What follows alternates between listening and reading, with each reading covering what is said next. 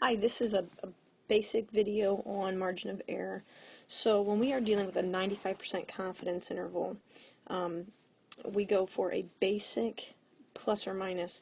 So here is our margin of error. So it's important to recognize your margin of error is 4.7%. So that means our point estimate, which in this case is 64%, our point estimate goes in the middle.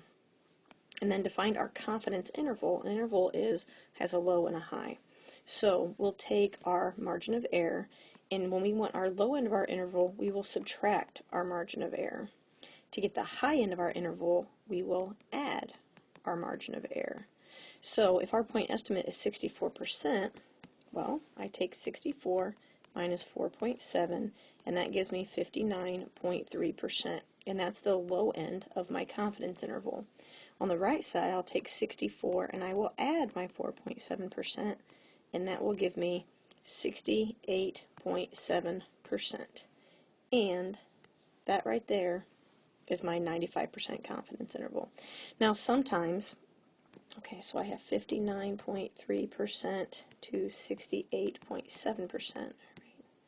Just double checking, yes. You can also write that margin of error, that confidence interval, as a decimal. So remember, percent to decimal is simply a 2 decimal place shift. So that would be 0.593 to 0.687.